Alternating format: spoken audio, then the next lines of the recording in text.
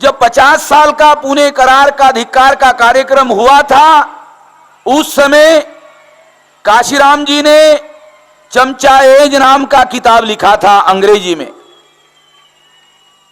हमने प्लान बनाया, ये जो चमचा एज है इसकी 14 भाषाओं में ट्रांसलेशन किया जाएगा। अभी हमारे पास सारे देश भर में संगठन का ढांचा तैयार हो गया है, 14 भाषाओं में इसका ट्रांसलेशन किया जाएगा। अभी तक इसका 3 भाषा में ट्रांसलेशन हो चुका है। और इसके अलावा मैंने खुद भी पूना पैक का दुष्परिणाम नाम का एक 40-50 पेज का बुकलेट तैयार किया है। इसको भी 14 भाषा में सारे देश भर में छाप कर तैयार किया जाएगा।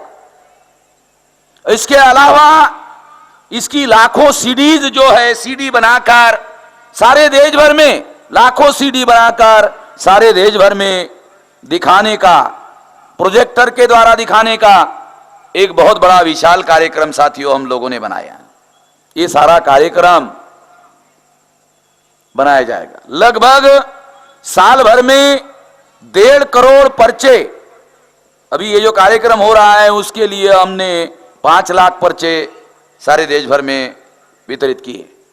और जो कार्यक्रम होंगे उसमें कम से कम 1.5 करोड़ पर्चे पूना पैक के बारे में, उसके दुष्परिणाम के बारे में, जो बाबा साहब आंबेडकर ने 14 पॉइंट पुणे पैक के विरोध में लिखे हुए हैं, उसका 14 भाषाओं में अनुवाद करके बाबा साहब आंबेडकर ने खुद ही पुना पैक का जो धिक्कार किया है, वो पर्चे सारे देश भर में वितरित करने का, डिस्ट्रीब्यूट करने का एक विशाल कार्यक्रम हम लोग अमल में लाएंगे।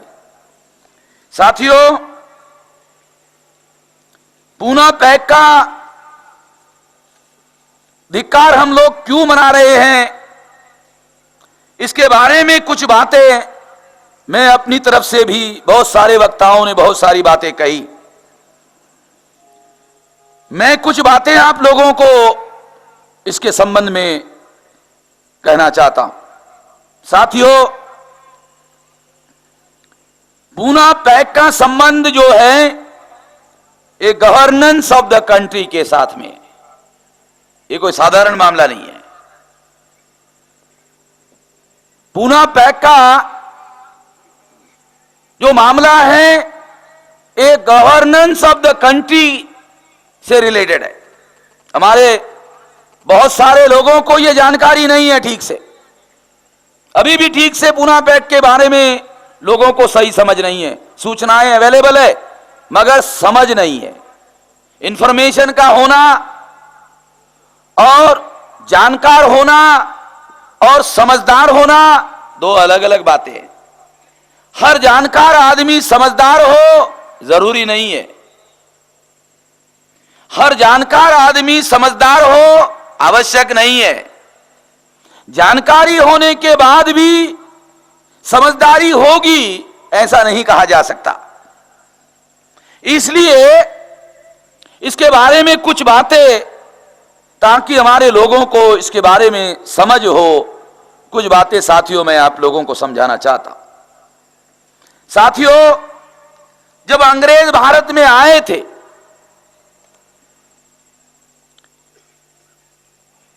तो अंग्रेज भारत में आने के बाद उन्होंने यहां राज किया, और जब उनको लगा कि हम लोगों को भारत छोड़कर जाना होगा, तो जब अंग्रेज भारत में आए थे तो उन्होंने देखा कि भारत में समस्त प्रजाजनों के लिए कानून बनाने का अधिकार केवल मात्र ब्राह्मणों के पास है। जब ब्राह्मणों ने सोचा, अंग्रेजों ने सोचा कि हमको भारत छोड़कर जाना होगा, तो अंग्रेजों ने यह बात सोचा कि भारत छोड़कर जाने के पहले भारत में कोई ऐसी व्यवस्था होनी चाहिए जिसमें केवल मात्र ब्राह्मणों को विधान बनाने का अधिकार नहीं होना चाहिए। यह सोच अंग्रेजों ने बनाया। यह भारत के लोगों ने, भारत के आजादी का आंदोलन चलाने वाले लोगों ने नहीं किया, यह अंग्रेजों की सोच थी। और और उन्होंने जब रिस्पॉन्सिबल गवर्नमेंट, पॉपुलर गवर्नमेंट में हिस्सेदारी की मांग कांग्रेस के लोगों ने करना शुरू किया, तो उसका मुआयना करके रिपोर्ट देने के लिए अंग्रेजों ने कमेटियां बनाई, कमीशन बनाए। साउथबरो कमीशन जब 1918 को भारत में आया, तो बाबा साहब अंबेडकर 1916 को सार्वजनिक जीवन में प्रवेश कर चुके थे और सार्वजनिक जीवन में प्रवेश करने की वजह से बाबा साहब अंबेडकर ने 1918 को साउथबरो कमीशन के सामने रिटन मेमोरेंडम सबमिट किया। आपको सुनकर हैरानी होगी कि बाबा साहब अंबेडकर जब उन्होंने साउथबरो कमीशन को रिटन मेमोरेंडम सबमिट किया तो उनकी उम्र केवल 27 साल थी और 27 साल की उम्र में उन्होंने कॉन्स्टिट्यूशनल मैटर पर हमारे लोगों के रिप्रेजेंटेशन का मामला उठाया। वो दस्तावेज रिटन में अवेलेबल है, आज भी आप पढ़ सकते हो। और उस समय बाबा साहब अंबेडकर ने रिप्रेजेंटेशन का मामला उठाया। छत्रपति शाहू महाराज जिंदा थे। छत्रपति शाहू महाराज के कहने पर भास्करराव जाधव उन्होंने अदर बैकवर्ड क्लासेस के लिए विधिमंडल में रिप्रेजेंटेशन की मांग की और बाबा साहब अंबेडकर ने अनुसूचित जातियों के लिए रिप्रेजेंटेशन की मांग की, जो बाद में अनुसूचित जातियों का ये जो रिप्रेजेंटेशन का मामला है, जो बाद में अनुसूचित जातियों के लिए भी 26 जनवरी 1950 के बाद लागू कर दिया गया। साथियों, छत्रपति शाहू महाराज के कहने पर भास्करराव जाधव और बाबा साहब अंबेडकर ने रिप्रेजेंटेशन की विधानमंडल में मांग की, तो उस समय कांग्रेस के नेता गांधी जी नहीं थे, उस समय कांग्रेस के नेता बाल गंगाधर तिलक थे और बाल गंगाधर तिलक ने इसके विरोध में कोल्हापुर के पास अथनी नाम का गांव है, वहां सम्मेलन लेकर इसके विरोध में घोषणा की और उस कॉन्फ्रेंस में उन्होंने कहा, बाल गंगाधर तिलक ने शाहू महाराज के विरोध में, भास्करराव जाधव के विरोध में, बाबा साहब अंबेडकर के विरोध में उन्होंने ये कहा, तेली, तमोली और कुनभटों को संसद में, विधिमंडलों में जाकर क्या करना है? संसद कोई भूमि है जिस पर हल चलाया जाए? तेली को संसद में जाकर क्या तेल निकालना है? दर्जी को संसद में जाकर क्या कपड़े सिलाना है? कुनभटों को, जो किसान हैं, उनको संसद में जाकर क्या हल चलाना है? यह बात बाल गंगाधर तिलक ने कोल्हापुर के पास अथनी नाम का गांव है, वहां पब्लिक मीटिंग में यह बात कही। उस समय गांधी जी कांग्रेस के नेता नहीं बने थे। 1920 को बाल गंगाधर तिलक का मृत्यु हुआ और उस 1920 के बाद गांधी जी कांग्रेस के नेता बने। 1916 तक तो गांधी जी भारत में ही नहीं थे, बहुत लोगों को जानकारी नहीं है। भारत में आजादी का आंदोलन चल रहा था मगर गांधी जी भारत में नहीं थे, वो साउथ अफ्रीका में वकालत करते थे। साथियों, जब यह मांग बाबा साहब अंबेडकर ने, भास्करराव जाधव ने की, अंग्रेजों ने नहीं माना, मगर एक बात मानी, नॉमिनेटेड रिप्रेजेंटेशन की। जब फर्स्ट इंडिया एक्ट पास हो गया, नॉमिनेटेड रिप्रेजेंटेशन का अधिकार मिला, बड़ी बात थी। 2000 साल के इतिहास में कोई अधिकार नहीं था नॉमिनेटेड रिप्रेजेंटेशन। साथियों, पूना पैक्ट का संबंध रिप्रेजेंटेशन के साथ में है। पूना पैक्ट का संबंध रिप्रेजेंटेशन के साथ में है। अभी भी हमारे बहुत सारे लोगों को यह बात समझ में नहीं आती। पूना पैक्ट का संबंध रिप्रेजेंटेशन के साथ में है और डेमोक्रेसी में अगर देश की जनसंख्या 100 करोड़ है तो 100 करोड़ लोग संसद में नहीं जाते, उनके रिप्रेजेंटेटिव जाते हैं। डेमोक्रेसी अपने रिप्रेजेंटेशन के माध्यम से काम करती है। अगर आपको रिप्रेजेंटेशन का अधिकार है तो आपको पावर में हिस्सेदारी है। अगर आपको रिप्रेजेंटेशन नहीं है तो पावर में आपको हिस्सेदारी नहीं है। अगर आपको पावर में हिस्सेदारी नहीं है तो आपका सत्यानाश होना तय है। ये मूल बात है, ये मौलिक बात है, ये मूल फंडामेंटल बात है जो अभी भी हमारे लोगों को समझ में नहीं आती। साथियों, 1919 के फर्स्ट इंडिया एक्ट में जो कानून अंग्रेजों ने पास किया उसमें एक प्रोविजन था, हर 10 साल बाद इसका रिव्यू होगा। रिव्यू करने के लिए साइमन कमीशन 1928 को भारत में आया। बाबा साहब अंबेडकर ने साइमन कमीशन का वेलकम किया। लखनऊ से यज्ञ सिंह चौरासिया जो तमोली जाति के मोस्ट बैकवर्ड क्लास के थे, उन्होंने उसका वेलकम किया। वेलकम करने वाले लोग नहीं थे। जब इन्होंने वेलकम किया, गांधी ने अपना आंदोलन इनके विरोध में शुरू किया। गांधी जी और उनके लोगों को ऐसे लगा कि शायद साइमन कमीशन इन लोगों के रिप्रेजेंटेशन का मामला हल करने का प्रयास करेगा। अगर इन लोगों को रिप्रेजेंटेशन मिला तो इनको आजादी में हिस्सेदारी मिलेगी, इनको आजादी मिलेगी। हम आजादी का आंदोलन कर रहे हैं, सभी लोगों के आजादी का आंदोलन नहीं कर रहे हैं। इस वजह से गांधी जी ने साइमन कमीशन चले जाओ का आंदोलन चलाया। साइमन कमीशन चले जाओ का आंदोलन चलाया। अंग्रेजों ने पूछा भी क्यों विरोध कर रहे हो, हम तो आपको शेयर देना चाहते हैं, क्यों विरोध कर रहे हो? गांधी जी ने कहा साइमन कमीशन पर आपने भारतीय लोगों को प्रतिनिधि के तौर पर लिया नहीं, इसलिए विरोध कर रहे हैं। अंग्रेजों ने गांधी जी को आश्वासन दिया कि जब इस साइमन कमीशन के रिपोर्ट पर फैसला होगा, फैसला लेने के पहले आपकी फिर सलाह ली जाएगी। ये आश्वासन देने से गांधी जी ने अपना आंदोलन पीछे लिया और आश्वासन के तहत जब अंग्रेजों ने साइमन कमीशन का रिपोर्ट लागू करने के लिए विचार करना शुरू किया तो राउंड टेबल कॉन्फ्रेंस उन्होंने इंग्लैंड में बुलाई, लंदन में बुलाई, जैसा गांधी जी को उन्होंने आश्वासन दिया था। गांधी जी समेत सभी लोगों को निमंत्रण दिया, सभी लोग गए, गांधी जी नहीं गए। बहुत लोगों को जानकारी नहीं है।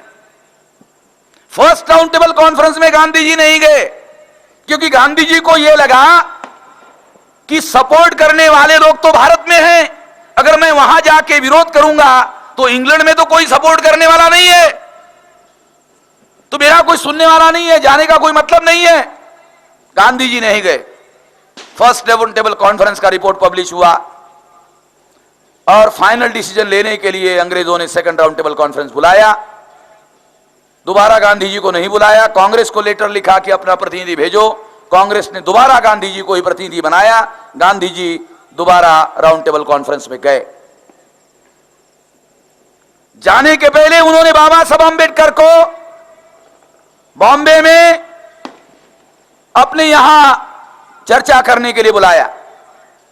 बाबा साहब अंबेडकर चर्चा करने के लिए गए। गांधी जी ने वहां कोई अधिकार देने से इनकार कर दिया। बाबा साहब अंबेडकर वहां से गांधी जी के मुंह पर अपनी बातें कहकर वापस आ गए। बाबा साहब अंबेडकर का और गांधी जी का जो वार्तालाप हुआ, वो सारा का सारा दस्तावेज, डॉक्यूमेंट, देवराव नाइक नाम का जो एक व्यक्ति था कायस्थ जाति का, उसने गांधी जी और बाबा साहब अंबेडकर के बीच में क्या संवाद हुआ डिटेल लिखकर तैयार किया गया है। आने वाले समय में वो डॉक्यूमेंट भी हम आप लोगों के सामने पब्लिश करेंगे, आप लोगों को पता चलेगा। क्योंकि वहां भी रिप्रेजेंटेशन का ही मामला बाबा साहब अंबेडकर ने खड़ा किया, गांधी जी ने विरोध किया। Gandhi ji second round table conference में गए और वहां उन्होंने जाहिर रिप्रेजेंटेशन का विरोध किया। इसका मतलब है गांधी जी ने साइमन कमीशन का जो विरोध किया था उसका मूल कारण साइमन कमीशन पर प्रतिनिधि नहीं लिए गए थे भारतीय, ये असली कारण नहीं था।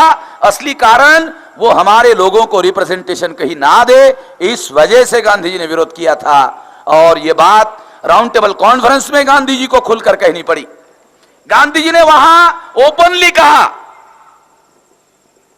कि अगर अछूतों को रिप्रेजेंटेशन दिया जाता है तो मैं इसके विरोध में हूं। अगर अछूत मुसलमान बन जाते हैं मुझे कोई एतराज नहीं है। अगर अछूत क्रिश्चियन बन जाते हैं, मुझे कोई एतराज नहीं है। जब तक वो हिंदू है तब तक मैं उनको अलग अधिकार देने के लिए तैयार नहीं हूं। यह बात गांधी जी ने राउंड टेबल कॉन्फ्रेंस में ऑन रिकॉर्ड कही। ये कोई काल्पनिक बातें नहीं है, दस्तावेज है, ये रिकॉर्ड है। मैंने हरिभवन अर्के को, जो महाराष्ट्र सरकार के राइटिंग एंड स्पीचेस के वॉल्यूम का एडिटर है, उसको लंदन में इस काम के लिए लेके गया था और उन्होंने वहां आर्चीव्स में जो दस्तावेज रखे हुए हैं वहां अध्ययन करने के बाद मुझे आकर बताया कि हां वहां ये सब ऐसा लिखा हुआ है। साथियों, गांधी जी ने राउंड टेबल कॉन्फ्रेंस में जो विरोध किया, विरोध करने के पहले बाबा साहब आंबेडकर ने 4 मांगे मांगी थी। ध्यान रखना, ये सभी लोगों के लिए बहुत इंपॉर्टेंट है, फील्ड में जाकर लोगों को समझाना चाहिए। Number 1, adequate representation. एडेक्वेट का मतलब होता है पर्याप्त, और पर्याप्त का अर्थ होता है प्रोपोर्शनेट टू देयर पॉपुलेशन। ये लीगल कॉन्स्टिट्यूशनल लैंग्वेज है। लोक संख्या के अनुपात में एडेक्वेट रिप्रेजेंटेशन हमको मिलना चाहिए। नंबर 2, सेपरेट इलेक्टोरेट, पृथक चुनाव प्रणाली होनी चाहिए।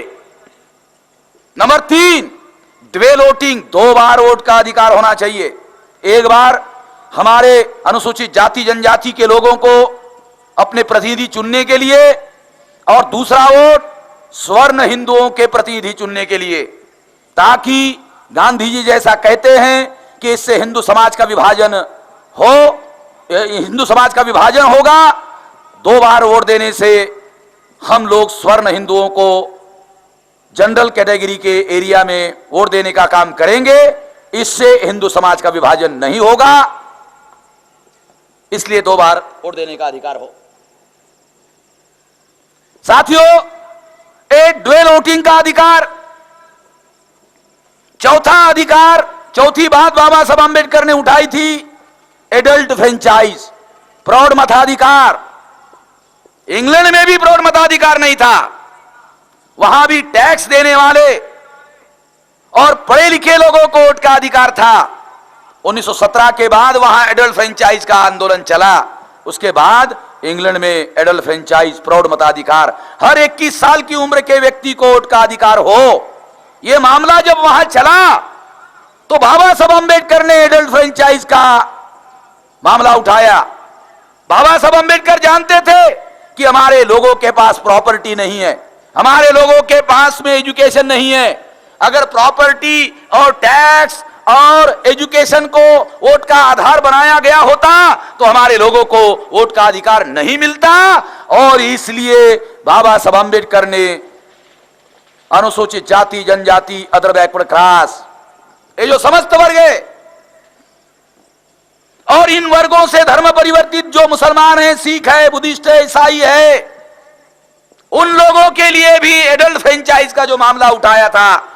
आज भी बहुत सारे अदर बैकवर्ड क्लास और माइनॉरिटी के लोगों को यह बात समझ में नहीं आती है कि एडल्ट फ्रेंचाइज की लड़ाई अनुसूचित जाति जनजाति की केवल लड़ाई नहीं थी, अदर बैकवर्ड क्लासेस के लोगों को भी एडल्ट फ्रेंचाइज मिलना था, प्रौढ़ मताधिकार मिलना था। धर्म परिवर्तित जो मूल निवासी मुस्लिम, सिख, ईसाई है, उन लोगों को भी मिलना था, ये उनका भी मामला था। आज भी बहुत सारे लोगों को यह बात समझ में नहीं आती। वो ये कहते हैं कि पुनः पैक का मामला शेड्यूल कास्ट और शेड्यूल ट्राइब का मामला है। गलत है। ये 4 मांगे थी और 4 में से 2 मांगों का संबंध शेड्यूल कास्ट और शेड्यूल ट्राइब से था। एडेक्वेट रिप्रेजेंटेशन अगर सैद्धांतिक रूप से सिद्धांत माना जाता है कि लोक संख्या के अनुपात में संवैधानिक अधिकार हो, तो यह तो सभी लोगों के लिए लागू होता। अगर सिद्धांत मान लिया जाए एडेक्वेट रिप्रेजेंटेशन, तो लोक संख्या के अनुपात में सभी लोगों को अधिकार मिलने की बात थी। और जो एडल्ट फ्रेंचाइज का मामला था, आपको यह भी सुनकर हैरानी होगी, गांधी जी एडल्ट फ्रेंचाइज के विरोधी थे। ऑन रिकॉर्ड बता रहा हूं, राउंड टेबल कॉन्फ्रेंस का रिकॉर्ड बताता है, जब गांधी जी ने कहा कि जो संस्थानिक राजा है उन लोगों को अधिकार बहाल किया जाए कि संस्थान में रहने वाली प्रजा को एडल्ट फ्रेंचाइज का अधिकार हो या ना हो, यह डिसाइड करने का अधिकार राजाओं को दिया जाए। जब गांधी जी ने यह प्रस्ताव किया, बाबा साहब अंबेडकर ने उठकर खड़ा होकर के गांधी जी के मुंह पर विरोध किया कि राजाओं को जनता का भविष्य निर्धारित करने का अधिकार नहीं है, वो जनता के मालिक नहीं है। ये दस्तावेज है, ये रिकॉर्ड है और लोगों को पता नहीं है इसके बारे में।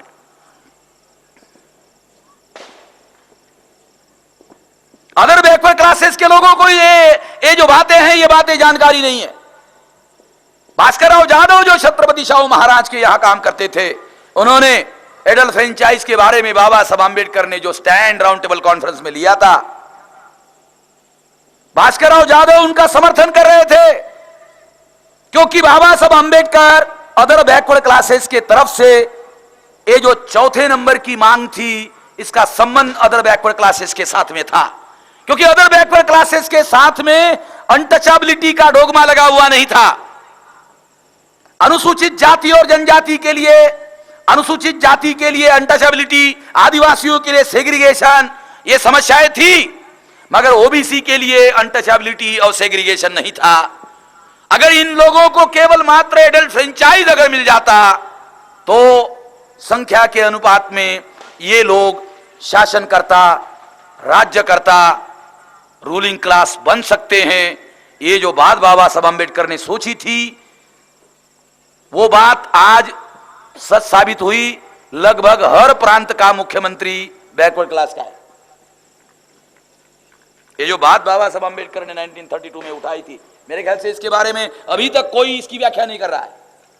अगर एडल्ट फ्रेंचाइज नहीं होता तो क्या बैकवर्ड क्लासेस के लोग जो आज सारे देश भर में अलग अलग प्रांतों में मुख्यमंत्री आप लोगों को चीफ मिनिस्टर दिखाई देते हैं, किस आधार पर बन रहे हैं? वो एडल्ट फ्रेंचाइज के आधार पर ही बन रहे हैं, और ये जानकारी अभी भी लोगों को नहीं है। संविधान सभा में गांधी जी ने अदर बैकवर्ड क्लासेस के एक आदमी को भी टिकट नहीं दिया। क्या अदर बैकवर्ड क्लासेस के लोगों को जानकारी है?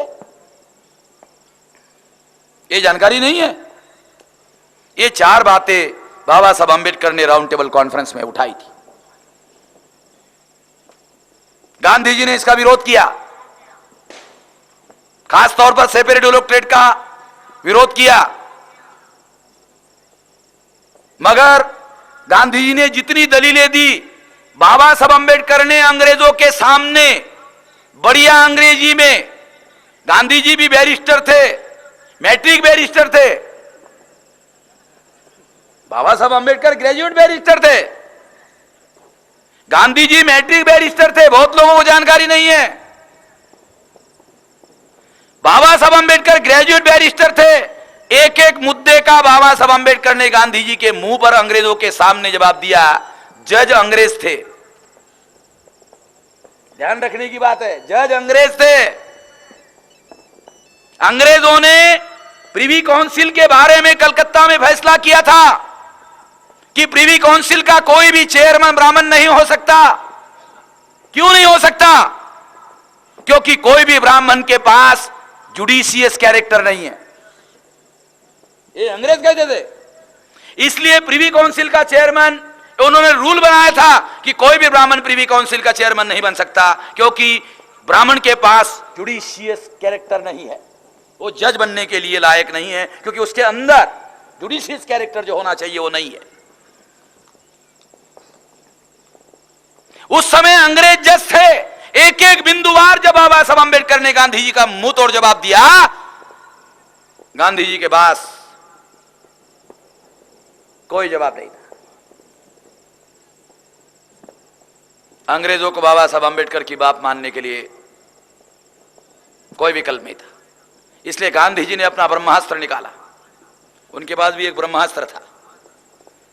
गांधी जी ने अंग्रेजों को धमकी दिया, क्योंकि उनके पास दलील जो थी वो खत्म हो गई थी। रिकॉर्ड की बातें बता रहा हूं मैं आप लोगों को। दलील खत्म हो गई, इसलिए धमकी दी, ये भी रिकॉर्ड में, कि अगर अंग्रेजों ने अंबेडकर की बात को माना तो मैं जान की बाजी लगा दूंगा। ये धमकी उन्होंने वहीं पर दी, लंदन में। और ये धमकी देने के बाद गांधी जी बॉम्बे आए। आते ही, जैसे ही उतरे जहाज से, बॉम्बे के पुलिस लोगों ने गांधी जी को अरेस्ट किया और सीधा बॉम्बे से लाकर एरवड़ा जेल में गांधी जी को यहां रखा। और 17 अगस्त 1932 को कम्युनल अवार्ड डिक्लेयर हुआ और बाबा साहब अंबेडकर की 4 मांगे मंजूर हुई। 4 मांगे मंजूर होने के बाद गांधी जी ने उसके विरोध में उपवास किया।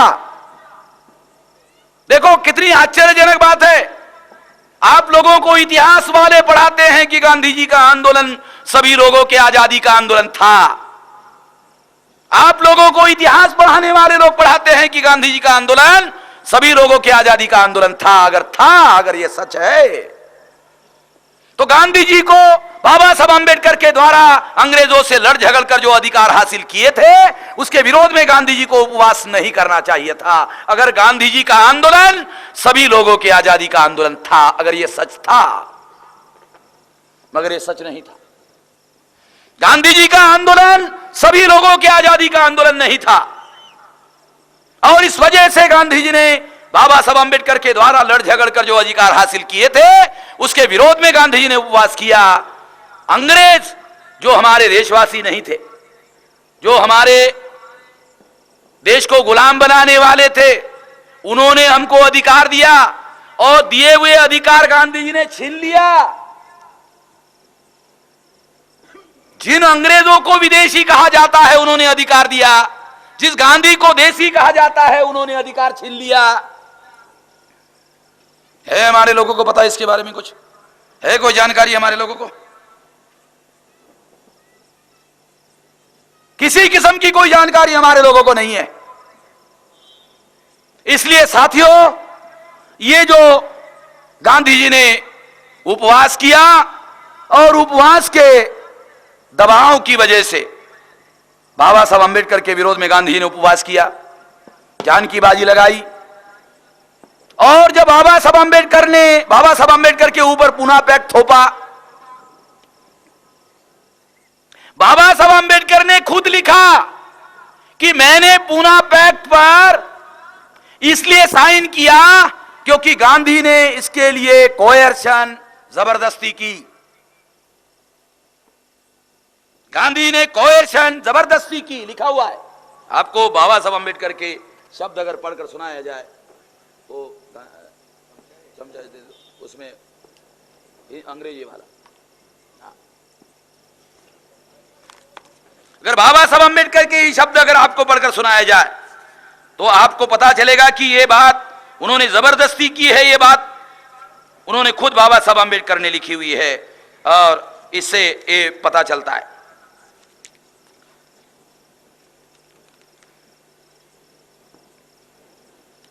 The Pune Pact is thus fraught with mischief. It was accepted because of the coercive force of Mr. Gandhi and because of the assurance given at the time that the Hindus will not interfere in the election of the scheduled caste. Coercion और assurance. साथियों, दबाव की वजह से, और ये कोएशन बाबा साहब अंबेडकर के जान के खतरे के तौर पर नहीं, क्योंकि बाबा साहब अंबेडकर ने बॉम्बे के पब्लिक मीटिंग में जाकर कहा था कि मैं ये अधिकार किसी भी स्थिति में वापस लेने के लिए तैयार नहीं हूं। अगर आपको ये मंजूर नहीं है तो मुझे सामने जो पोल दिखाई दे रहा है उस पर फांसी पर लटका दो, मगर मैं पीछे हटने वाला नहीं हूं। बाबा साहब अंबेडकर के इंडिविजुअल, उनके ऊपर दबाव का मुद्दा नहीं था। जैसा शास्त्री जी ने कहा, पटना में लोगों के घर जलाए, कानपुर में लोगों के घर जलाए, सारे देश, बनारस में घर लोगों के जलाए, ये सारे देश भर में ये माहौल ये बनाया गया। बाबा साहब अंबेडकर को ये कम्युनिकेट किया गया कि जिन लोगों के लिए तुम ये अधिकार हासिल कर रहे हो उनको गांव-गांव में उनकी बस्तियों को जलाया जाएगा। उसके बाद अपने जान के लिए नहीं, बाबा साहब अंबेडकर ने उसके बाद ये जो शब्द उन्होंने बाबा साहब अंबेडकर ने यहां लिखे हुए, ये ठीक से इसका मीनिंग आप लोग ठीक से अगर समझ लो तो आपको पता चलेगा। The Pune Pact is thus fraught with mischief. It was accepted because of the coercive force of Mr. Gandhi. ये षड्यंत्र पूर्वक जो दबाव डाला गया इस वजह से, और ये पूना पैक्ट साथियों हम लोगों को ठीक से समझना होगा कि ये पूना पैक्ट बाबा साहब अंबेडकर लिखते हैं कि किस लिए ये किया गया। तो वो कहते हैं Poona pact was intended to devise a method whereby the scheduled caste would be able to return to the legislature representative of their choice. Pune Pact was intended to devise a method. Pune Pact इसलिए किया गया कि ऐसी method ढूंढी जाए जिससे अनुसूचित जाति के लोगों के चॉइस के, उनकी इच्छा के, जैसा वो चाहते हैं वैसा रिप्रेजेंटेटिव विधानसभाओं में, विधिमंडलों में चुनकर भेजे जा सके। इसके लिए ये बनाया गया। क्या हुआ? क्या हमारे चॉइस के लोग पूना पैक्ट के द्वारा, जो पूना पैक्ट हमारे ऊपर थोपा गया, 24 सितंबर 1932 को पूना पैक्ट हुआ। पूना पैक्ट ने क्या किया? जो 4 अधिकार बाबा साहब अंबेडकर ने हासिल किए थे उसमें से 2 अधिकार खत्म हो गए। सेपरेट इलेक्टेड खत्म हो गया, डिवेल वोटिंग खत्म हो गया। सेपरेट इलेक्टेड खत्म होने से क्या हुआ? हम अपने सच्चे लड़ने झगड़ने वाले जैसे रामलाल जी, जैसे राजनाथ जी, ये लड़ने झगड़ने वाले लोग, ऐसे लोग पार्लियामेंट में हम लोग चुनकर भेजना चाहते थे। इसके लिए बाबा साहब अंबेडकर लड़ाई लड़ रहे थे। मगर क्या हुआ? सेपरेट इलेक्टेड खत्म होने की वजह से जॉइंट इलेक्टेड आ गया, और जॉइंट इलेक्टेड की वजह से हमारे समाज के दलाल और भड़वे किस्म के लोग चुनकर जाने लगे। बाबा साहब अंबेडकर ने इसके लिए शुरू में हम जानते थे 3 अंग्रेजी के शब्द उन्होंने इस्तेमाल किए। नंबर 1, पहला शब्द उनका इनके विरोध में कि कैसे लोग चुनकर जाने लगे, टूल। ए शासक जातियों का, स्वर्ण हिंदुओं का, ब्राह्मणों का टूल, औजार, हथियार, जिसका उपयोग वो हमारे समाज के खिलाफ करता है। ये उनका शब्द है अंग्रेजी का, टूल। दूसरा शब्द है स्टूज, यानी पिट्ठू। ए ब्राह्मणों का पिट्ठू, पिछलग्गू। तीसरा शब्द उन्होंने, बाबा साहब अंबेडकर ने अंग्रेजी में लिखा एजेंट। एजेंट का शुद्ध हिंदी में अनुवाद होता है मध्यस्थ, और देसी हिंदी में ट्रांसलेशन होता है दलाल और बड़वा। क्या करे, इसका ट्रांसलेशन लोगों को समझ में आए इसलिए दलाल और बड़वा कहना पड़ता है। हमको कहते वक्त भी साला इधर जबान में जायका खराब हो जाता है, टेस्ट खराब हो जाता है, मगर बोलना पड़ता है, मजबूरी है। ये 3 शब्द जो है बाबा साहब अंबेडकर ने इस्तेमाल किए। अभी मैं एक नया किताब पढ़ रहा था, वो देना जरा, वो ऊपर हाँ, वो वहां एक किताब में पढ़ रहा था। इसमें 21 अक्टूबर 1951 को आजादी के 4 साल 2 महीने बाद, आजादी के 4 साल 2 महीने बाद बाबा साहब अंबेडकर ने 21 अक्टूबर 1951 को भाषण किया, आजादी के 4 साल 2 महीने बाद। उसमें उन्होंने क्या कहा? उसमें उन्होंने कहा वर्तमान स्वराज्य तो उन्हीं का राज है, उन्हीं का स्वराज्य है, हम लोग तो अभी भी उनके गुलाम हैं। हमारी गुलामी कोई हमारी अपनी जात की भी गुलामी नहीं है, बल्कि उनकी गढ़ी हुई करतूत का परिणाम है, ये हमारे दोष का परिणाम नहीं है। उस भाषण में लंबा भाषण है 1.5 घंटे का। उस भाषण में बाबा साहब अंबेडकर ने एक जगह कहा, लेकिन कांग्रेस तो हमारे समुदायों के गद्दारों को चुनावों में टिकट देकर खड़ा कर रही है। 3 शब्द का इस्तेमाल बाबा साहब अंबेडकर ने किया। ये मैंने आपको बताया, एक नया शब्द मिला, गद्दार। फिर मैं भाषण पढ़ता रहा तो उसमें एक जगह कुत्ता भी मिला। ये आपको पढ़कर सुनाता हूं। पेप्सू यानी Patiala and eastern Punjab status union में अनुसूचित जाति के विधायकों और मंत्रियों की क्या हालत है। बाबा साहब अम्बेडकर कहते, कुरिल साहब जो आप कह रहे थे बाबा साहब ने पहले कहा, वे महज कांग्रेस के गुलामों के सिवाय और कुछ नहीं है, जो कुत्तों की तरह दुम हिलाकर अपने आकाओं के तलुए चाटते रहते हैं। अपने लोगों का ऐसे व्यक्ति क्या भला कर सकता, कुत्ता भी कहा। अब मुझे लगता है इसके आगे क्या कहना बाकी रह गया है। इससे आगे मुझे नहीं लगता कि और कुछ कहना बाकी है। सेपरेट इलेक्टेड के बजाय जॉइंट इलेक्टेड आ गया और जॉइंट इलेक्टेड ने ब्राह्मणों के औजार, हथियार, पिछलग्गू, पिट्ठू, दलाल, भड़वे, गद्दार, कुत्ते ये पैदा किए। और आजकल तो जमाना कंपटीशन का है। एक चुनाव क्षेत्र के लिए 20-20, 25-25 लोग कैंडिडेट मिलते हैं, तो कांग्रेस हाईकमांड, बीजेपी हाईकमांड 20-20 गद्दारों में से जो बेहतरीन किस्म का गद्दार है उसको टिकट देती है। जमाना कंपटीशन का है। अब गद्दारों में भी कंपटीशन है और हर गद्दार कहता है कि मैं थोड़ा ज्यादा गद्दार हूं, इससे मैं ज्यादा धोखेबाजी कर सकता हूं, मैं ज्यादा पढ़ा लिखा हूं, गद्दारी भी करूंगा और समाज को पता भी नहीं चलने दूंगा, मैं बुद्धि का उपयोग करूंगा।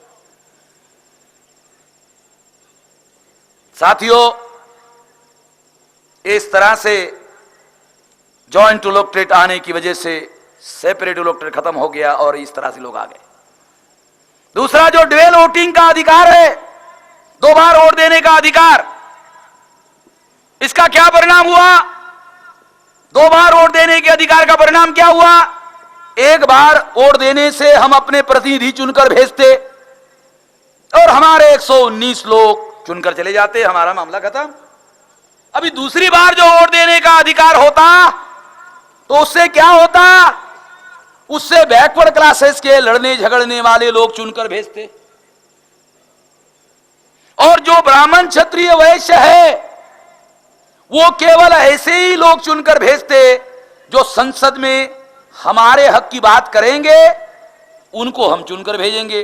जो हमारे हक के विरोध में बात करेंगे, ऐसे लोगों को हम लोग क्यों वोट देंगे? क्योंकि हमारे प्रतिनिधि तो पहले ही हमने चुन लिए। समझ रहे ना, ये जो सारा सिस्टम जो बाबा साहब अम्बेडकर ने डेवलप किया था, ये बहुत लोगों को अभी भी समझ में नहीं आ रहा है। एक वोट से हम अपने प्रतिनिधि चुनकर देते, दूसरे वोट से हम लड़ाई झगड़ा करने वाले लोग, हमारे लिए भी लड़ाई झगड़ा करने वाले और अपने लिए भी लड़ाई झगड़ा करने वाले लोग चुनकर देते। दूसरा ड्यूअल वोटिंग का दूसरा फायदा क्या होता?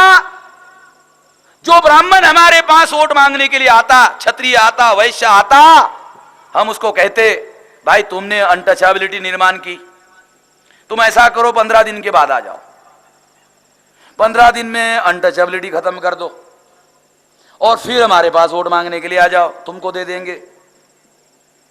बात समझ रहे हो ना जो मैं कह रहा हूं? हमारे पढ़े लिखे लोगों को भी ये बात समझ में नहीं आती जो बाबा साहब अम्बेडकर ने डिवाइस किया था ये मेथड।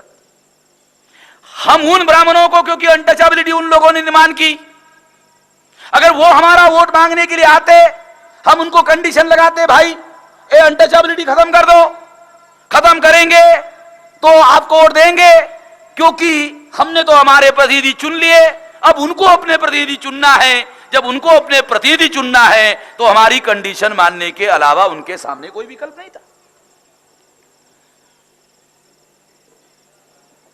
2 बार वोट देने के अधिकार से क्या होता जानते हो? अनटचेबिलिटी खत्म हो जाती। अगर आज भारत में अनटचेबिलिटी है, अगर आज आदिवासियों का सेग्रीगेशन है, तो मैं ये मानता हूं कि ये 2 बार वोट देने का अधिकार अगर खत्म ना हुआ होता तो अनटचेबिलिटी खत्म हो गई होती। अगर अनटचेबिलिटी आज बरकरार है और अगर कोई मुझे पूछे कि अनटचेबिलिटी आजाद भारत में 60 साल आजादी को होने के बाद भी अगर बरकरार है तो उसके लिए एक आदमी का नाम बताओ जिसकी वजह से यह बरकरार है, तो मैं उस व्यक्ति का नाम लूंगा, मोहनदास करमचंद गांधी। अगर भारत में अनटचेबिलिटी बरकरार है तो केवल मात्र गांधी की वजह से है। गांधी के चेले चपाटे प्रचार करते हैं कि गांधी की वजह से अनटचेबिलिटी खत्म हो गई। मैं कहता हूं गांधी की वजह से ही अनटचेबिलिटी बरकरार है। अगर गांधी के चेले चपाटे मेरे साथ टीवी पर बहस करना चाहते हैं तो मैं दस्तावेजी प्रमाण पर प्रमाणित कर दूंगा। अगर वो टीवी पर नहीं आना चाहते तो मंच हमारा, माइक हमारा, सुनने वाले हमारे, खर्चा हमारा, पैसा हमारा, टाइम हमारा, बुद्धि हमारा, पैसा हमारा, सब कुछ हमारा। तुम आकर कहो, तुम आकर कहो। तो कुछ लोग कहते नहीं गलती तो हुई है मगर वामन मेश्राम इसका डंका बजाना चाहता है। गलती तो हुई है मगर वामन मेश्राम इसका डंका बजाना चाहता है,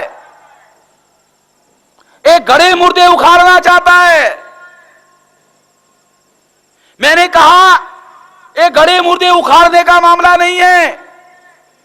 बाबा साहब अंबेडकर कहा करते थे कि जो कौम अपना इतिहास नहीं जानती वो अपना भविष्य निर्माण नहीं कर सकती। इतिहास गड़े मुर्दे उखाड़ने का मामला नहीं है। आने वाली नस्लों को अगर अपना भविष्य तय करना है तो उनको अपना इतिहास जानना जरूरी है। और इसलिए ये इतिहास में लोगों को डंका बजाकर बता रहा हूं और बताना चाहता हूं। ये गड़े मुर्दे उखाड़ने का मामला नहीं है, ये उससे ज्यादा अहम और महत्वपूर्ण मामला है। इसलिए साथियों, पूना पैक्ट के जो 2 अधिकार खत्म हुए उससे भयानक परिणाम हुआ, बहुत ज्यादा परिणाम हुआ। और ये जो भयानक परिणाम हुआ, अगर ये पूना पैक्ट होने का भयानक परिणाम हुआ, कल्पना करो कि अगर पूना पैक्ट ना होता, थोड़ा सा उल्टा, मैं उल्टा समझाता हूं आप लोगों को, थोड़ा उल्टा, पूना पैक्ट के उल्टा भी समझाता हूं, दोनों तरफ अगर इसको समझाया जाए। अगर पूना पैक्ट ना होता, अगर पूना पैक्ट ना होता तो सबसे पहले क्या होता? सेपरेट इलेक्टोरेट बरकरार होता। सेपरेट इलेक्टोरेट बरकरार होता तो क्या होता? आजाद भारत में आने के पहले 37 को प्रोविंशियल गवर्नमेंट के लिए चुनाव होता और प्रोविंशियल गवर्नमेंट के लिए जहां जहां भी कांग्रेस की सरकार बनी वहां वहां हर जगह कांग्रेस को अगर सरकार बनाना है तो हमारी सहायता लिए बगैर कांग्रेस किसी भी स्टेट में सरकार नहीं बना सकती 1937 में, क्योंकि ये गवर्नमेंट ऑफ इंडिया 1935 एक्ट के तहत 37 में चुनाव हुआ था प्रोविंशियल गवर्नमेंट के लिए। तो 37 के चुनाव में ही हमारे लोग शासक वर्ग में तब्दील हो गए होते, रूलिंग क्लास। अगर पूना पैक्ट ना होता तो हम लोग 37 के ही चुनाव में रूलिंग क्लास में तब्दील हो गए होते। ये आपको दूसरा साइड समझा रहा हूं, जल्दी समझ में आ जाएगा आप लोगों को। दूसरी कल्पना करो, अगर आजाद भारत में 1950 के बाद क्या होता? लड़ने झगड़ने वाले सेपरेट इलेक्टोरेट की वजह से लड़ने झगड़ने वाले रामलाल जी की तरह, राजनाथ जी की तरह लड़ने झगड़ने वाले लोग चुनकर जाते। 119 लोग अगर संसद में चुनकर जाते तो जानते हो क्या होता? 119 लोग अगर अपोजिशन में लड़ने झगड़ने वाले चुनकर जाते तो जब सरदार पटेल गांधी जी को रेवाड़ा जेल में मिलने के लिए गए, गांधी जी को सरदार पटेल ने कहा, गांधी जी आपका जान आजादी के लिए जरूरी है, अछूतों और स्वर्ण हिंदुओं के बीच में आपने अपने आप को सैंडविच क्यों बनाया? जब सरदार पटेल ने गांधी जी को कहा तो गांधी जी को लगा कि सरदार पटेल को मैं क्या कर रहा हूं समझ में नहीं आ रहा है। सरदार पटेल को कहा बैठो, महादेव देसाई को कहा जरा मुझे उठाकर बिठाओ, इसको समझाना पड़ेगा। 3 आदमी थे, कोई चौथा आदमी नहीं था। सीक्रेट वार्ता हो रही थी, कोई चौथा आदमी नहीं था। गांधी जी ने सरदार पटेल को कहा, बहुत फंडामेंटल बात है और सीक्रेट बात है, जो बात मैं आपको बता रहा हूं सीक्रेट बात है, केवल 3 ही आदमी जानते थे। गांधी जी सरदार पटेल को बोल रहे हैं और महादेव देसाई उनके प्राइवेट सेक्रेटरी है, पीए है, वो सारा लिख रहे हैं क्या संवाद हो रहा है, कोई चौथा आदमी नहीं जानता। गांधी जी मर गए, सरदार पटेल मर गए, महादेव देसाई भी मर गए, वो डायरी रह गई। जिस डायरी में उन्होंने वो संवाद लिखा वो डायरी रह गई। फिर हमारे जैसे पागल लोगों को साली डायरी नहीं मिलेगी तो कहां किसको मिलेगी भाई। हमने वो डायरी ढूंढ कर निकाली जिसका संबंध पुनः पैक के साथ में है। क्या कहते हैं गांधी जी? गांधी जी कहते हैं मुसलमानों को पहले से सेपरेट इलेक्टेड है। विश्वास जी ने पहले ये मुद्दा इधर बताया 1909 का, मुसलमानों को पहले से सेपरेट इलेक्टेड है। अगर अछूतों को भी सेपरेट इलेक्टेड मिल गया तो अछूत और मुसलमान गुंडे, मेरे शब्द नहीं है, गांधी जी के शब्द तरह। नईम साहब जो रियल रिप्रेजेंटेशन की बात बाबा साहब अंबेडकर करते हैं, गांधी जी उसको क्या कहते हैं? गुंडे। जिसको हम रियल रिप्रेजेंटेटिव कह रहे हैं, बाबा साहब अंबेडकर जिसको रियल रिप्रेजेंटेटिव कह रहे हैं, गांधी जी उसको गुंडे कह रहे। अछूत और मुसलमान गुंडे सेपरेट इलेक्टेड के तौर पर चुनकर आएंगे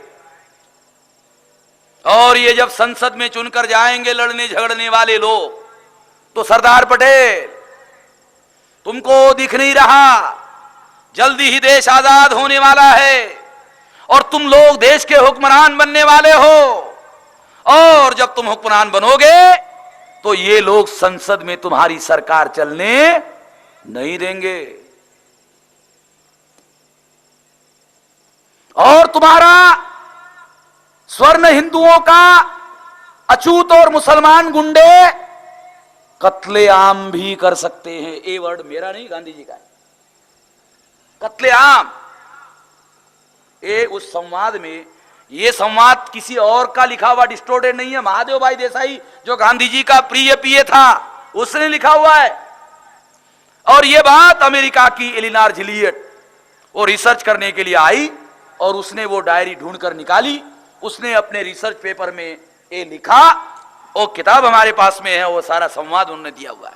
इसका मतलब है कि सेपरेट इलेक्टोरेट से राष्ट्रहित को बाधा पहुंचती है, वगैरह वगैरह जो ये लोग आर्गुमेंट करते थे, सब बकवास और फालतू बातें थी। असली कारण जो गांधी जी ने सरदार पटेल को कहा वो था असली कारण, अछूत और मुसलमान गुंडे। अब नईम साहब को तो गांधी जी ने गुंडे कहने के बाद भी नईम साहब को मुश्किल है मंच पर से गांधी जी के विरोध में बात करना मुश्किल है, क्योंकि परिस्थिति थोड़ी भिन्न है। मैं तो कर सकता हूं। अगर आज गांधी जी होते और उपवास करते तो हम उसकी गांधी जी की धज्जियां उड़ा देते।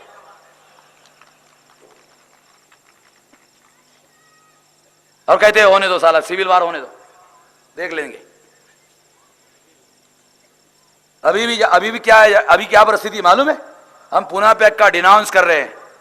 है किसी कांग्रेसियों की औकात जो आकर के पुनः पैक का समर्थन करे? है देश भर में कोई है? गांधी और कांग्रेस का चेला आए और मैं उनको चुनौती देता हूं कि वो पुनः पैक का समर्थन करे, आ जाए।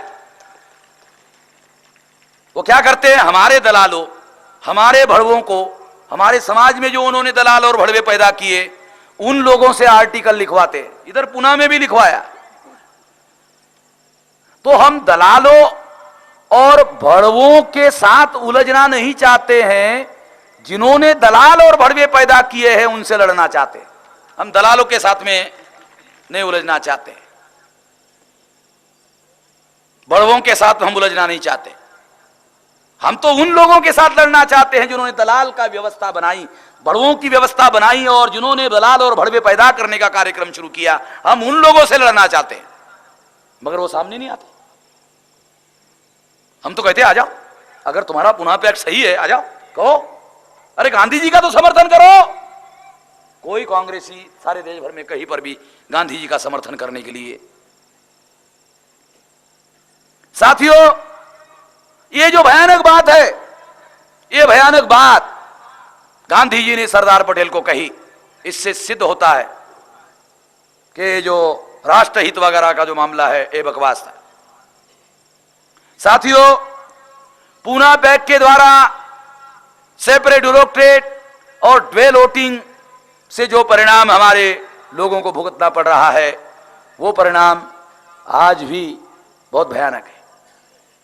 तो पूना पैक्ट अगर ना होता तो हमारे लोग आजाद भारत में 119 मेंबर पार्लियामेंट चुनकर जाते, अपोजिशन में काम करते, और अपोजिशन में काम करते हुए अगर वो बैकवर्ड क्लासेस का मामला खड़ा करते, बैकवर्ड आकर जुड़ जाता, माइनॉरिटी का मामला खड़ा करते, वो आकर जुड़ जाता, एक चुनाव, दो चुनाव और तीसरे चुनाव में इस देश में हमारा 1965-70 तक बहुमत हो जाता, और 70 आते आते हम लोग रूलिंग क्लास में, नेशनल लेवल पर रूलिंग क्लास में तब्दील हो जाते। क्या ये हाइपोथेटिक थिंकिंग हमारे बुद्धिजीवी लोगों को समझ में आता है? इसको ये जो मैं आपको बता रहा हूं, इसको कहते हैं हाइपोथेसिस, एक कल्पना करने का। अगर पूना पैक्ट ना होता तो क्या होता? पूना पैक्ट ना होता, रियल रिप्रेजेंटेशन होता। रियल रिप्रेजेंटेशन लड़ाई झगड़ा करता है, अपनी समस्याओं का समाधान करने के लिए कोशिश करता है, और इससे क्या होता? अगर हम बैकवर्ड का मामला उठाते, माइनॉरिटी का मामला उठाते, जैसे आज भी अनुसूचित जाति और जनजाति के लोग बैकवर्ड क्लास का मामला उठाते हैं, पूना पैक्ट ने शेड्यूल कास्ट लोगों का एक राष्ट्रव्यापी आंदोलन तबाह बर्बाद कर दिया। उनका जो राष्ट्रव्यापी आंदोलन था वो तबाह बर्बाद कर दिया। आदिवासियों का जहां जहां भी इंडिपेंडेंट आंदोलन था, क्या आदिवासियों को पता है कि उनका जो भी इंडिपेंडेंट आंदोलन था वो कैसे तबाह हुआ? क्या है उनके पास कोई लॉजिक है? मैं कहता हूं, अगर आदिवासियों का कोई इंडिपेंडेंट आंदोलन था, अगर वो तबाह हुआ, बर्बाद हुआ, पूना पैक्ट उसके लिए कारण है।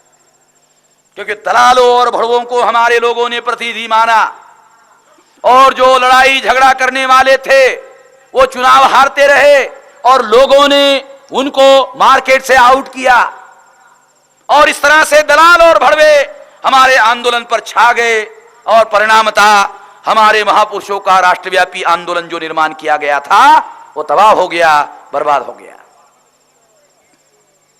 पूना पैक्ट अगर ना होता, पूना पैक्ट ना होता, हम लोग शासक वर्ग हो गए होते, रूलिंग क्लास हो गए होते।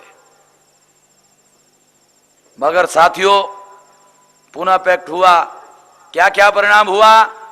एक बात, सबसे पहले हम लोग रियल रिप्रेजेंटेटिव चाहते थे।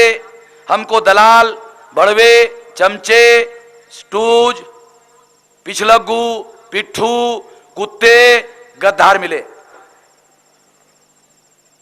हम रिप्रेजेंटेटिव चाहते थे, दलाल मिले, भड़वे मिले। ये दलाल और भड़वे कैसे पैदा हुए? पूना पैक्ट से हुए। पूना पैक्ट किसने किया? गांधी जी ने किया। इसलिए गांधी जी दलालों और भड़वों के पिताश्री है। हिस्टोरिकल बात कह रहा हूं भाई।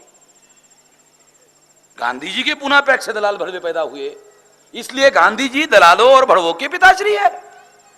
जैसे महाभारत में मामाश्री हुआ करता था। साथियों, हम रिप्रेजेंटेशन की मांग करते थे, हम लोगों को दलाल और भड़वे मिले।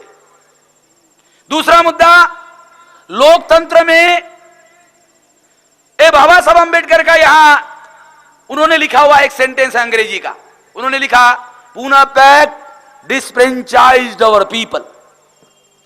मैं तो अंग्रेजी का जानकार नहीं हूं, मगर ये जो शब्द है इतना भयानक है।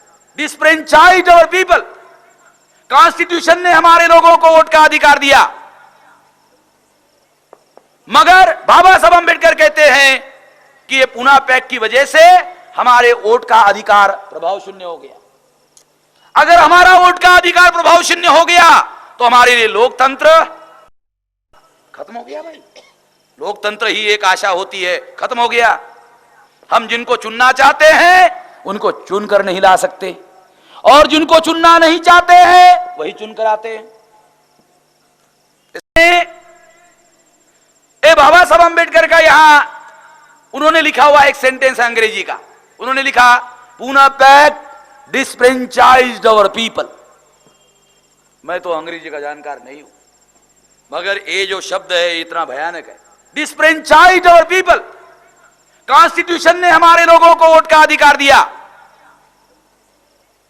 मगर बाबा साहब अंबेडकर कहते हैं कि ये पूना पैक्ट की वजह से हमारे वोट का अधिकार प्रभाव शून्य हो गया। अगर हमारा वोट का अधिकार प्रभाव शून्य हो गया तो हमारे लिए लोकतंत्र खत्म हो गया। भाई लोकतंत्र ही एक आशा होती है, खत्म हो गया।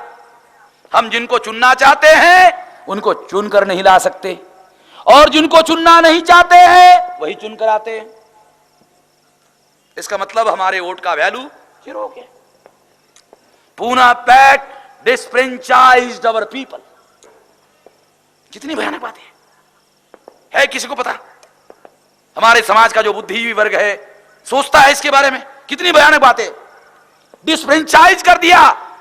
अगर हमारे लोगों को डिस्फ्रेंचाइज कर दिया तो क्या होगा?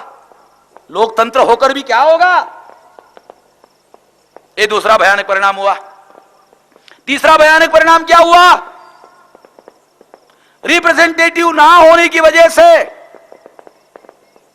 अदर बैकवर्ड क्लासेस के लोगों के ऊपर, माइनॉरिटी के लोगों के ऊपर उसका क्या प्रभाव हुआ? पूना पैक्ट लीगली डायरेक्टली हमारे समाज में एससी एसटी में लागू किया और इनडायरेक्टली ओबीसी में और माइनॉरिटी में लागू किया। डायरेक्टली एससी एसटी में लागू किया, इनडायरेक्टली ओबीसी और माइनॉरिटी में लागू किया, और इस तरह से ओबीसी में दलाल और भड़वे पैदा किया, माइनॉरिटी में दलाल और भड़वे पैदा किया। और परिणाम क्या हुआ? अगर 100 में से 85% लोगों के प्रतिनिधि अगर संसद में चुनकर नहीं जाते हैं तो उस देश की डेमोक्रेसी मैं मानता हूं मीनिंगलेस है।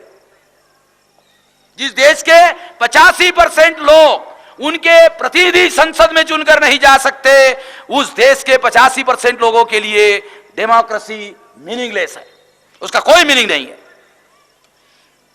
इतनी भयानक बात है, और हमारे लोगों को इसके बारे में कोई खबर नहीं है, कोई जानकारी नहीं है। जब हमारे लोगों को सच्चे नुमाइंदे नहीं मिले तो हमारे लोगों ने दलालों और भड़वों को अपना प्रतिनिधि माना। अरे प्रतिनिधि मिल गए, नेता मिल गए, अलग से आंदोलन चलाने की क्या जरूरत है? ऐसा कहकर हमारे लोगों ने दलालों और भड़वों को अपना प्रतिनिधि माना और अपने महापुरुषों के आंदोलन का समर्थन विड्रॉ किया। परिणाम था हमारे महापुरुषों का आंदोलन खत्म हो गया, तबाह हो गया, बर्बाद हो गया। शेड्यूल कास्ट का आंदोलन तबाह हो गया, शेड्यूल ट्राइब का आंदोलन तबाह हो गया। ओबीसी का महाराष्ट्र में जो ब्राह्मणेतर आंदोलन था, महाराष्ट्र के लोग जानते, ब्राह्मणेतर आंदोलन था, खत्म हो गया, तबाह हो गया। ओबीसी का आंदोलन भी तबाह हो गया। 1927 को गांधी जी पेरियार को मिलने के लिए गए, पेरियार ने गांधी जी को मुंह पर थूक करके कांग्रेस छोड़ दिया था। पेरियार कांग्रेस में थे।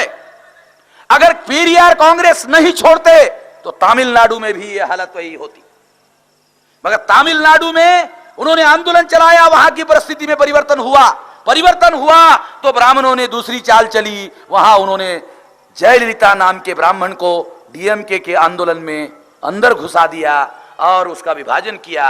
अब क्या है एआईडीएमके और डीएमके? अगर करुणानिधि को मुख्यमंत्री बनना है तो कांग्रेस के साथ समझौता करना पड़ता है, अगर जयललिता को मुख्यमंत्री बनना है तो कांग्रेस के साथ समझौता करना पड़ता है। जो भी कांग्रेस के साथ समझौता करेगा तमिलनाडु में मुख्यमंत्री पद उसको मिलता है। इसका मतलब है उन्होंने वहां दूसरा तरीका एडॉप्ट किया, और वहां ये पूना पैक्ट का ही दूसरा तरीका है। साथियों, अदर बैकवर्ड क्लासेस में दलाल भड़वे पैदा किए, माइनॉरिटी में भी दलाल और भड़वे पैदा किए। इसलिए माइनॉरिटी की कितनी भयानक हालत है। ओबीसी का आपको केवल एक किस्सा बताता हूं, सिंपल एक किस्सा आपको पता चले। 17 अगस्त 1932 को शेड्यूल कास्ट को रिकॉग्नाइजेशन भी मिला और राइट भी मिला। शेड्यूल कास्ट को 17 अगस्त 1932 को रिकॉग्नाइजेशन भी मिला, राइट भी मिला, और ओबीसी को रिजर्वेशन का रिकॉग्नाइजेशन 16 नवंबर 92 को सुप्रीम कोर्ट ने जब जजमेंट दिया उसके बाद रिकॉग्नाइजेशन मिला, राइट तो अभी भी नहीं मिला। समझ रहे शिवाजी बाबू? अभी भी नहीं मिला। और क्यों नहीं मिला? ओबीसी के लोग आज भी गांधी जी को अपना मसीहा आज भी मानते हैं। यानी 17 अगस्त 1932 को शेड्यूल कास्ट को रिकॉग्नाइजेशन एंड राइट दोनों मिले, 16 नवंबर 92 को ओबीसी को रिकॉग्नाइजेशन मिला, राइट अभी भी नहीं मिला। और कितना अंतर है? 17 अगस्त 1932 और 16 नवंबर 92, 60 साल। शेड्यूल कास्ट को रिकॉग्नाइजेशन एंड राइट मिलने के 60 साल बाद ओबीसी को ये मिला। 60 साल। क्यों? ओबीसी ने गांधी जी को अपना मसीहा घोषित किया। लड़ाई बाबा साहब अंबेडकर संविधान सभा में लड़ते रहे। रिकॉर्डेड बातें बता रहा हूं मैं आप लोगों को। कालेलकर का कमीशन बाबा साहब अंबेडकर के झगड़े की वजह से आया। ये दस्तावेज है, पार्लियामेंट में दस्तावेज है। आपको सुनकर हैरानी होगी कि बाबा साहब अंबेडकर ने इस्तीफा दिया। उसमें 4 कारण थे, एक अदर बैकवर्ड क्लासेस का भी कारण था। साथियों, इस तरह से क्या हुआ? ये जो पूना पैक्ट है, ये पूना पैक्ट का इतना सारा गंभीर परिणाम हुआ। एक तो रिप्रेजेंटेशन खत्म हुआ, डिसफ्रेंचाइज वोट का अधिकार प्रभाव शून्य हो गया, ओबीसी और माइनॉरिटी में भी दलाल और भड़वे पैदा हो गए, हमारा राष्ट्रव्यापी आंदोलन तबाह हो गया, बर्बाद हो गया, डेमोक्रेसी हमारे लिए मीनिंगलेस हो गई। जब हमारा रिप्रेजेंटेशन नहीं है तो हमारे आज 72 करोड़ लोग भूखमरी के कगार पर पहुंचा दिए गए। सैंपल सर्वे का जो 15 दिन पहले रिपोर्ट पब्लिश हुआ, सैंपल सर्वे ने डिक्लेयर किया 72 करोड़ लोग देश में भूखमरी के कगार पर पहुंच गए। सैंपल सर्वे का रिपोर्ट है। सरकार ने 27 करोड़ माना, सैंपल सर्वे कहती है 72 करोड़ है। अभी मैंने वो सैंपल सर्वे का रिपोर्ट जो है हमारे ऑफिस के लोगों का है, वो रिपोर्ट आओ पब्लिश करते हैं। सरकार पब्लिश नहीं करती, उसको लोगों तक पहुंचने नहीं देती। पार्लियामेंट में इस पर बहस होनी चाहिए, डिस्कस होनी चाहिए, नहीं होती। ये भूखमरी और गरीबी क्यों है? रिप्रेजेंटेशन नहीं है। रिप्रेजेंटेशन क्यों नहीं है? क्योंकि जॉइंट इलेक्टेड है। जॉइंट इलेक्टेड क्यों है? क्योंकि सेपरेट इलेक्टेड नहीं है। सेपरेट इलेक्टेड क्यों नहीं है? क्योंकि गांधी जी ने इसको खत्म किया। इन सारी बातों के लिए कौन जिम्मेवार है? मोहनदास करमचंद गांधी। लोग गांधी के साथ जुड़े हैं, इसलिए मुझे गांधी को बार बार खींचकर लाना पड़ता है आपके सामने। लोग कांग्रेस के साथ बाद में जुड़े हैं, पहले गांधी के साथ जुड़े हुए हैं। गांधी से तोड़ेंगे तो कांग्रेस से टूटेंगे, कांग्रेस से टूटेंगे तो इधर आएंगे, नहीं तो इधर भी नहीं आने वाले। हमारे लोग गांधी के साथ जुड़े हुए हैं और गांधी के बारे में ही लोगों को मालूम नहीं है। गांधी वर्ण व्यवस्था का समर्थक, गांधी जाति व्यवस्था का समर्थक। जो वर्ण व्यवस्था और जाति व्यवस्था का समर्थक होता है वो अनटचेबिलिटी का समर्थक होता ही होता है, क्योंकि वर्ण व्यवस्था और जाति व्यवस्था कारण है, अनटचेबिलिटी तो परिणाम है। जो आदमी कारण को मानता है वो आदमी परिणाम को नहीं मानता है। कैसे नहीं मानता?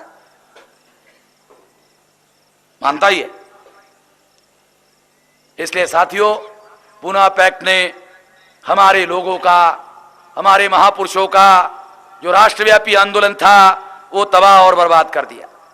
कुछ लोग कहते हैं कि जो लोग पूना पैक्ट का धिक्कार कर रहे हैं वो सेपरेट इलेक्टोरेट की मांग करना चाहते हैं। साथियों, सेपरेट इलेक्टोरेट की मांग करने के लिए अंग्रेज भारत में होना चाहिए। सेपरेट इलेक्टोरेट की तो तब मांग करेंगे भाई जब अंग्रेज भारत में होंगे। जब अंग्रेजी भारत में नहीं है तो सेपरेट इलेक्टोरेट किसको, बामन को मांगे क्या? सेपरेट इलेक्टोरेट के मांगने का कोई तुक नहीं है, कोई तर्क नहीं है, कोई लॉजिक नहीं है। मैं सेपरेट इलेक्टोरेट की बात जो है ये लॉजिकल नहीं मानता हूं, तर्क संगत नहीं मानता हूं। और सेपरेट इलेक्टोरेट सेपरेट नेशन नहीं है। सेपरेट इलेक्टोरेट ए रिप्रेजेंटेशन का तरीका है with in the territory of India. ये देश हमारा, ये मुल्क हमारा, ये जमीन हमारी, ये धरती हमारी, ये सब कुछ हमारा है। यहां का टुकड़ा हमको नहीं चाहिए, ये सब कुछ हमारा है भाई। इसकी बचाने की जिम्मेवारी भी हमारी, इसको बढ़ाने की जिम्मेवारी भी हमारी, इसका विकास करने की जिम्मेवारी भी हमारी। सेपरेट इलेक्टोरेट का अर्थ केवल यह है कि यह एक तरीका है सही और सच्चा नुमाइंदा चुनकर भेजने का, ये कोई अलग देश बनाने का मामला नहीं है। साथियों, बाबा साहब अंबेडकर ने 1945 में इसके विरोध में जेल भरो आंदोलन चलाया। 47 में स्टेट्स एंड माइनॉरिटी संविधान सभा में उन्होंने लिख कर दिया। आखिर तक बाबा साहब अंबेडकर जॉइंट इलेक्टोरेट खत्म करके सेपरेट इलेक्टोरेट की मांग करते रहे। 26 जनवरी 1950 को जब सेपरेट इलेक्टोरेट नहीं मिला और जॉइंट इलेक्टोरेट के तौर पर बाबा साहब अंबेडकर को चुनाव लड़ना पड़ा 1953 में, वो चुनाव के बाद उनके सारे कैंडिडेट सारे देश भर में चुनाव हार गए। उसके बाद 1955 में इन सारी परिस्थिति का बाबा साहब अंबेडकर ने समीक्षा की और समीक्षा करने के बाद शेड्यूल कास्ट फेडरेशन के नेशनल वर्किंग कमेटी में बाबा साहब अंबेडकर ने रेजोल्यूशन पास किया, भाषण नहीं, नेशनल एग्जीक्यूटिव कमेटी में रेजोल्यूशन पास किया कि पॉलिटिकल रिजर्वेशन समाप्त कर दिया जाए। पॉलिटिकल रिजर्वेशन समाप्त होना चाहिए, ये बाबा साहब अंबेडकर का रेजोल्यूशन है। और ये रेजोल्यूशन लागू करने के लिए हम लोग आजाद भारत में लड़ाई करेंगे। सेपरेट इलेक्टोरेट मांगने के लिए नहीं, पॉलिटिकल रिजर्वेशन खत्म करने के लिए हम लोग मांग नहीं, आंदोलन करेंगे। ये बाबा साहब अंबेडकर का रेजोल्यूशन अगर वो जिंदा होते तो इसको लागू करने के लिए वो आंदोलन करते, वो नहीं है, इसलिए इसको लागू करने के लिए हम लोग आंदोलन करेंगे। आंदोलन का मकसद होगा अगर दलाल और भड़वे, अगर ये रिप्रेजेंटेशन खत्म हुआ तो हमारा राष्ट्रव्यापी जन आंदोलन निर्माण होगा। अगर हमारे दलाल और भड़वे प्रतिनिधि रहे तो हमारे जो भोले भाले लोग हैं वो दलाल और भड़वों को अपना नेता मानते रहेंगे और उनके साथ हमारा मांस लगा रहेगा। और अगर ऐसा होता है तो हमारा राष्ट्रव्यापी जन आंदोलन निर्माण नहीं हो सकता। ये कोई साधारण बात नहीं है जो मैं कह रहा हूं, ये बहुत फंडामेंटल बात है। इसलिए पहली बात, ये रेजोल्यूशन बाबा साहब अंबेडकर का, हमारा नहीं, बाबा साहब अंबेडकर का पॉलिटिकल रिजर्वेशन समाप्त करने का, रेजोल्यूशन लागू करने के लिए आंदोलन किया जाएगा। और इस आंदोलन में पॉलिटिकल रिजर्वेशन, जॉइंट इलेक्टोरेट, ये जो सिस्टम है इसको डिस्क्रेडिटेड किया जाएगा। अगर ये खत्म नहीं होता है तो कम से कम इसको डिस्क्रेडिटेट कर दिया जाए। अगर ये खत्म होता है तो ठीक है, अगर खत्म नहीं होता है तो इसको डिस्क्रेडिटेड घोषित कर दिया जाए समाज में। अगर हमारे समाज के लोग जॉइंट इलेक्टोरेट को डिस्क्रेडिटेड घोषित करते हैं तो इससे दलालों और भड़वों के पीछे हमारे लोग खड़ा होना बंद कर देंगे। और अगर ऐसा होता है तो भी हमारा राष्ट्रव्यापी जन आंदोलन निर्माण होगा। ये रणनीति, ये लड़ाई की, लड़ाई करना है भाई। एमएलए एमपी बनने का मामला नहीं कर रहा हूं मैं ये कहता हूं अगर जन आंदोलन करोगे क्या होगा? जन आंदोलन करोगे काहे के लिए? जन आंदोलन काहे के लिए करना होगा? बाबा साहब अंबेडकर कहते हैं, मैं नहीं, बाबा साहब अंबेडकर कहते हैं। क्या कहते हैं? वो कहते हैं वर्तमान स्वराज्य तो उन्हीं का राज है, उन्हीं का स्वराज्य है, हम लोग तो अभी भी उन्हीं के गुलाम हैं। हमारी गुलामी कोई हमारी अपनी जात की भी गुलामी नहीं है, बल्कि उनकी गढ़ी हुई करतूत है। ये हमारे दोष का परिणाम कतई नहीं है, ये उनके षड्यंत्र का परिणाम है। हम आजाद भारत में आज भी गुलाम हैं, और अगर गुलाम हैं तो हम गुलामी खत्म करने का आंदोलन चलाएंगे। छोटी मोटी बात, छोटे मोटे मसले हल करने का नहीं। अगर बड़ा मसला हल कर लेते हैं तो छोटे मसले अपने आप हल हो जाते हैं। अगर छोटे छोटे मसलों के लिए लड़ाई लड़ेंगे तो हमारा बड़ा मसला हल होने वाला नहीं है। अगर गुलामी में हमारे एमएलए एमपी बनते हैं तो वो भी गुलाम और गुलाम रहेंगे, केवल बढ़िया क्वालिटी के रहेंगे, सूट और सफारी डालने वाले गुलाम रहेंगे, टाई और कोट डालने वाले गुलाम रहेंगे। अगर टाई और कोट डालने वाले गुलाम होंगे तो ब्राह्मणों को तो चाहिए कि क्वालिटी वाला गुलाम हो तो और अच्छी बात है। हम ऐसे भी गुलाम पैदा नहीं करना चाहते। जन आंदोलन से क्या होगा? हम खुद मुख्तियार हो जाएंगे। गांधी ने 1 करोड़ लोगों को तैयार किया, अंग्रेज भाग गए। पिछले साल नेपाल के लोगों ने जन आंदोलन चलाया, राजा को घर में बिठा दिया, सेना को बैरक में भेज दिया, संसद पर बगैर चुनाव से कब्जा कर लिया। साउथ अफ्रीका में नेल्सन मंडेला ने जन आंदोलन चलाया, उनको आजादी मिली। हमारे लोग 3 रास्तों में फंसे हुए। एक रास्ता चुनाव का, चुनाव में फंसे हुए, चुनाव से आजादी नहीं मिलती। चुनाव से ज्यादा सत्ता में परिवर्तन होता है। सत्ता में परिवर्तन से एमएलए एमपी को फायदा होता है। व्यवस्था में परिवर्तन करना होगा, व्यवस्था का परिवर्तन चुनाव में नहीं, चुनाव से नहीं होता। चुनाव से शासक जाति के लोग, शासक सत्ता और सरकार बदलती है, शासक वर्ग नहीं बदलता। बीजेपी आती है, कांग्रेस चली जाती है, कांग्रेस आती है, बीजेपी चली जाती है। तो नीति में परिवर्तन नहीं होता, नेता में परिवर्तन नहीं होता तो नीति में परिवर्तन नहीं होता, नीति में परिवर्तन नहीं होता तो हमारी समस्याओं का समाधान नहीं होता। ये जो मामला हमारे लोगों का मामला है, गुलामी का जो मामला है, ये चुनाव के द्वारा जिस तरह के हालात हमारे देश में बने हैं हल नहीं हो सकता। मांगने से ये मामला हल होने वाला नहीं है, क्योंकि मांगने से भीख नहीं मिलती, आजादी कहां से मिलेगी? चुनाव से आजादी मिलने वाली नहीं, मांगने से आजादी मिलने वाली नहीं। अभी गठबंधन का जमाना है, गठबंधन से कॉमन मिनिमम चलेगा, मैक्सिमम कहां से आएगा? क्योंकि आजादी तो मैक्सिमम का मामला है। ये तीनों रास्ते अप्रासंगिक है, इसलिए चौथा रास्ता है जन आंदोलन। जन आंदोलन ही एकमात्र रास्ता है। अगर हम जन आंदोलन निर्माण करते हैं तो जन आंदोलन से हम खुद मुख्तियार होंगे, हम आजाद होंगे।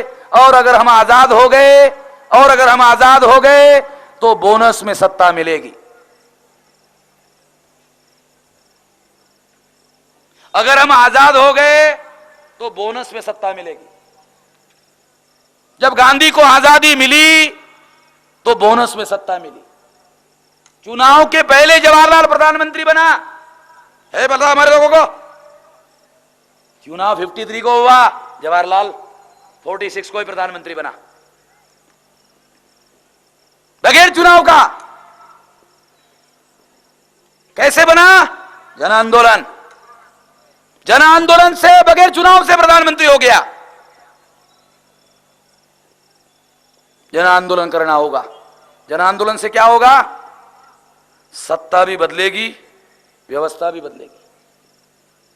अगर आप लोगों को फायदा चाहते हो तो केवल सत्ता बदलने से नहीं होगा, व्यवस्था बदलने से होगा।